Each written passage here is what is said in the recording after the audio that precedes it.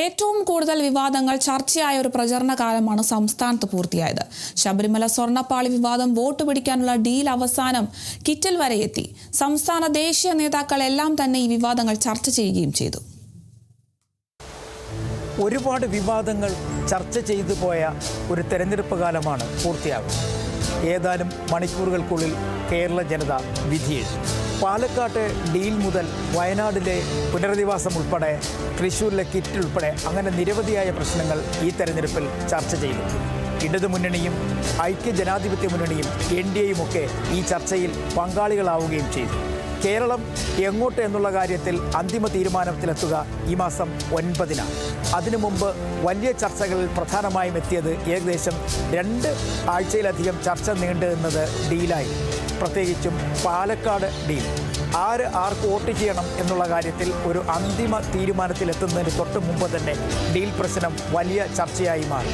അതായത് പാലക്കാട് BJPക്ക് അനുകൂലമായ സാഹചര്യം സൃഷ്ടിക്കുന്നതിന് വേണ്ടി CPIM ഒരു സ്ഥാനാർത്ഥിയെ കണ്ടെത്തുകയും അവിടെ മത്സരിപ്പിക്കുകയും ചെയ്യുന്നു എന്നായിരുന്നു ആദ്യമായി UDFൻ്റെ ഏറ്റവും വലിയ തരത്തിലുള്ള ആരോപണം. തൊട്ടു പിന്നാലെ അത് പല മണ്ഡലങ്ങളിലേക്കും പടരുന്ന കാഴ്ചയും കണ്ടു. അത് അങ്ങ് തിരുവനന്തപുരം മുതൽ കാസർഗോഡ് വരെ ഡീൽ ആരോപണങ്ങൾ ഉയർന്നു. കാസർഗോഡ് മഞ്ചേശ്വരത്തെത്തിയപ്പോഴേക്കും SDPI സ്ഥാനാർത്ഥിയെ പിൻവലിച്ചത് BJPക്ക് അനുകൂലമായ സാഹചര്യം നിലനിൽക്കുന്നതുകൊണ്ടും കോൺഗ്രസിന് വിജയിക്കാൻ വേണ്ടിയാണെന്നും SDPIയുമായി വലിയ തരത്തിലുള്ള കൂട്ടുകെട്ടുകൾ ഇപ്പോൾ CPIM തുടരുന്നുവെന്നുമൊക്കെ തരത്തിലുള്ള ആരോപണങ്ങൾ കോൺഗ്രസ് ഉയർത്തി. അങ്ങനെ വലിയ തരത്തിലുള്ള ആരോപണങ്ങളായിരുന്നു SDPIയെ ചുറ്റിപ്പറ്റി ഉണ്ടായിരുന്നത്. അതിന് തൊട്ടു പിന്നാലെയാണ് പ്രധാനമായും കേരളത്തിൽ ഏറ്റവും വലിയ ചർച്ചയായി മാറിയത് SDPI ബന്ധവും ജമാഅത്തെ ഇസ്ലാമി ബന്ധവും. ആ ചർച്ചകളും വലിയ തരത്തിൽ കേരള ജനത അല്ലെങ്കിൽ കേരള രാഷ്ട്രീയം ഏറ്റെടുത്തു. അത് ഏകദേശം കെട്ട് അടങ്ങിയപ്പോഴേക്കായിരുന്നു പുതിയ വിവാദം. മുണ്ടക്കൈ ചൂരൽമലയുമായി ബന്ധപ്പെട്ട വിവാദമായിരുന്നു ഏറ്റവും വലിയ ചർച്ചയായത്. അതായത് പുനരധിവാസത്തിന് വേണ്ടി കോൺഗ്രസ് പിരിച്ച ഫണ്ട് ദുർവിനിയോഗം ചെയ്തു എന്നായിരുന്നു CPIMൻ്റെ ആരോപണം. ആ ആരോപണം എത്ര കണ്ട് ശക്തി പ്രാപിക്കുന്നോ അത്ര കണ്ട് അതിനെ മൃദുവാക്കാൻ വേണ്ടി കോൺഗ്രസും ശ്രമിച്ചു. അവർ കണക്കുകൾ നിരത്തിയും ഒപ്പം കിട്ടിയ പണം എന്തുമാത്രം പൈസ കിട്ടി എന്നുള്ള കാര്യമൊക്കെ വ്യക്തമാക്കാൻ KPCC അധ്യക്ഷൻ തന്നെ രംഗത്തെത്തുന്ന കാഴ്ചയും കണ്ടതാണ്. ഇതെല്ലാം അങ്ങനെ ഓരോ ചർച്ചകളായി നടക്കുന്നതിനിടയിലാണ് തൃശ്ശൂരിലെ ഏറ്റവും പ്രധാനപ്പെട്ട ഒരു വിവാദമായി കിറ്റ് എത്തുന്നത്. കിറ്റിനെ സംബന്ധിച്ചിടത്തോളം തൃശ്ശൂരിലും മണലൂരിലും 2 ഇടങ്ങളിൽ കിറ്റ് നൽകുന്നതിന് വേണ്ടി BJP തയ്യാറെടുക്കുന്നു എന്നുള്ളതായിരുന്നു പുതിയ ആരോപണമായി എത്തിയത്. അത് കിറ്റ് ഉൾപ്പെടെ പിടിച്ചെടുക്കുകയും ചെയ്തു. ആദ്യം തൃശ്ശൂർ നിയമസഭാ മണ്ഡലത്തിൽ കിറ്റ് വിതരണം ചെയ്തതിന് വേണ്ടി തയ്യാറാക്കിയിരുന്നു. അത് ചില ഉന്നതികൾ നൽകുകയായിരുന്നു ലക്ഷ്യം. ഈ വിവരം അറിഞ്ഞ ഉടൻ തന്നെ LDFും UDFും അവിടേക്ക് എത്തുകയും ആ കിറ്റുമായി ബന്ധപ്പെട്ട കാര്യങ്ങൾ ഇടപെടുകയും അത് പിന്നീട് പോലീസിൻ്റെയും തിരഞ്ഞെടുപ്പ് ഉദ്യോഗസ്ഥൻ്റെയും ഒക്കെ ശ്രദ്ധയിൽ കൊണ്ടുവരികയും ചെയ്തു.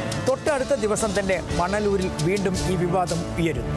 അതും വാടാനപ്പള്ളിയിൽ സാധാരണ ജനങ്ങൾക്ക് കിറ്റ് നൽകുന്നതിന് വേണ്ടി ഒരു ഗോഡൗണിൽ കിറ്റുകൾ തയ്യാറാക്കി വെച്ചിരിക്കുന്നു എന്നുള്ളതായിരുന്നു പുതിയ ആരോപണം.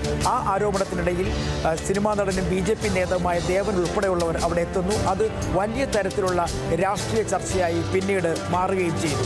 നിലവിൽ ഇത്തരം വിവാദങ്ങൾ വലിയ തരത്തിൽ ചർച്ച ചെയ്തതിന് തൊട്ടു പിന്നാലെയാണ് ഓരോ രാഷ്ട്രീയ പാർട്ടികളും അവരുടെ എന്തുമാത്രം സാധ്യതകൾ ഉണ്ടാകും അല്ലെങ്കിൽ എന്തുമാത്രം സാധ്യത അവർക്കുണ്ട് എന്നുള്ള കാര്യത്തിലേക്ക് ചർച്ച ചെയ്ത് കടന്നു പോകുന്നത്. പ്രത്യേകിച്ചും LDFന് 3-ാം വട്ടവും ഭരണം നിലനിർത്തണം എന്ന ഒരു ലക്ഷ്യം മാത്രമാണ് ഉള്ളത്. അതിനുവേണ്ടിയുള്ള എല്ലാ തരത്തിലുള്ള നീക്കങ്ങളും LDF നീക്കിക്കൊണ്ടേ ഇരിക്കുന്നു. മാത്രവുമല്ല അവസാന നിമിഷം പോലും പ്രോഗ്രസ് റിപ്പോർട്ട് വരെ മുഖ്യമന്ത്രി പുറത്തുവിട്ടിരിക്കുകയാണ്. UDFനെ സംബന്ധിച്ചിടത്തോളം ഈ തെരഞ്ഞെടുപ്പിൽ അവർക്ക് വിജയം നേടാൻ കഴിഞ്ഞില്ല എങ്കിൽ അത് പിന്നീട് അവരെ രാഷ്ട്രീയപരമായ വലിയ തരത്തിലുള്ള വീഴ്ചയ്ക്ക് വഴിവെക്കുമെന്ന് UDFനറിയാം, കോൺഗ്രസിനറിയാം, മുസ്ലിം ലീഗിനും അറിയാം. BJPയെ സംബന്ധിച്ചിടത്തോളം അവർക്ക് ഇപ്പോൾ വോട്ടിംഗ് ശതമാനത്തിൽ വർദ്ധിപ്പിക്കണം. ആ വോട്ടിംഗ് ശതമാനം വർദ്ധിപ്പിക്കുന്നതിന് വേണ്ടിയാണ് BJPയുടെ മുതിർന്ന നേതാക്കന്മാർ, അതായത് പ്രധാനമന്ത്രി ഉൾപ്പെടെയുള്ളവർ കേരളത്തിൽ 1 2 എത്ര പ്രാവശ്യം വന്നു പോയിരിക്കുന്നു. അമിത്ഷാ എത്തുന്നു, രാജ്നാഥ് സിംഗ് എത്തുന്നു. അങ്ങനെ വിവിധ തലങ്ങളിലുള്ള നേതാക്കന്മാർ BJPയുടേതായി കേരളത്തിലെത്തുന്നു. അവർ വലിയ തരത്തിലുള്ള പ്രചരണം നടത്തുന്നു. BJPക്ക് ഒരു പ്രതീക്ഷ പോലും ഇല്ലാത്ത സ്ഥലങ്ങളിൽ പോലും BJP നേതാക്കന്മാർ എത്തി വലിയ തരത്തിലുള്ള റോഡ് ഷോകൾ സംഘടിപ്പിച്ച് മുന്നോട്ട് പോകുന്ന കാഴ്ചയും ഈ തെരഞ്ഞെടുപ്പ് കാലത്ത് കണ്ടതാണ്. സാധാരണഗതിയിൽ കേരളത്തിൽ ഇത്രയധികം തീക്ഷ്ണമായ ചർച്ചകൾ ഒരു തെരഞ്ഞെടുപ്പ് കാലത്തും ഉണ്ടായിട്ടില്ല. ഇത്രയധികം നേതാക്കന്മാർ കേരളത്തിലേക്ക് വന്നിട്ടില്ല. കാരണം BJPയുടെ നേതാക്കന്മാർ കേരളത്തിലേക്ക് വന്നു പോകുന്ന അതേ സമയത്ത് തന്നെ കോൺഗ്രസിൻ്റെ ദേശീയ നേതാക്കളായ രാഹുൽ ഗാന്ധിയും പ്രിയങ്ക ഗാന്ധിയും കേരളത്തിലെത്തുന്നു. അവരും കേരള രാഷ്ട്രീയത്തിൽ വലിയ തരത്തിൽ ചർച്ചകളിൽ പങ്കെടുക്കുന്നു. എല്ലാവരും ഒരു വിഷയത്തിലാണ് ആദ്യഘട്ടത്തിലൊക്കെ ഊന്നൽ നൽകിയത്. അതായത് UDF-ഉം BJP-യും ശബരിമലയുമായി ബന്ധപ്പെട്ട വിവാദത്തിലായിരുന്നു. ആ ശബരിമല വിവാദം തുടക്കം മുതൽ അവസാനം വരെ വലിയ തരത്തിൽ ചർച്ചയാക്കി മുന്നോട്ട് കൊണ്ടുപോകുവാൻ ഒരു ശ്രമം കോൺഗ്രസിൻ്റെ ഭാഗത്തുനിന്നുണ്ടായി, ഒപ്പം BJP-യുടെ ഭാഗത്തുനിന്നുണ്ടായി എന്ന് വേണമെങ്കിൽ പറയാം. കോൺഗ്രസിനെ സംബന്ധിച്ചിടത്തോളം അവസാന ഘട്ടം വരെ ആ സ്വർണ്ണക്കൊള്ളയുമായി ബന്ധപ്പെട്ട അല്ലെങ്കിൽ സ്വർണ്ണപ്പാളി വിവാദവുമായി ബന്ധപ്പെട്ട കാര്യങ്ങളിൽ വലിയ തരത്തിൽ ചർച്ചയുണ്ടാക്കി ആ ചർച്ച കേരള രാഷ്ട്രീയത്തിലും വോട്ടിൻ്റെ പേരിലും മുന്നോട്ട് കൊണ്ടുപോകാൻ തന്നെയായിരുന്നു കോൺഗ്രസിൻ്റെ നീക്കം. അത് രാഹുൽ ഗാന്ധിയും ഒപ്പം തന്നെ കോൺഗ്രസ് നേതാക്കന്മാരും ഒരേ സ്വരത്തിൽ ഏറ്റെടുക്കുന്ന കാഴ്ചയും രാഷ്ട്രീയ കേരളം കണ്ടതാണ്. അങ്ങനെ നിരവധിയായ വിവാദങ്ങൾ കൊണ്ട് നിറഞ്ഞതും ആ വിവാദങ്ങൾ വലിയ ചർച്ചകളായി മാറിയതും ആ ചർച്ചകൾ എത്ര കണ്ട് വോട്ടിനെ അല്ലെങ്കിൽ സമ്മതിദായകരെ സ്വാധീനിക്കുമെന്നുള്ള കാര്യങ്ങളൊക്കെ ഇനി പിന്നീട് മാത്രമേ ചർച്ചയാകൂ എങ്കിൽ തന്നെയും വലിയ തരത്തിലുള്ള രാഷ്ട്രീയ വിഷയങ്ങൾക്ക് അപ്പുറത്തേക്ക് സാമൂഹ്യ വിഷയങ്ങൾ പോലും ഈ തെരഞ്ഞെടുപ്പ് കാലത്ത് ചർച്ചയായി എന്നുള്ളതാണ് ഏറ്റവും വലിയ സവിശേഷത.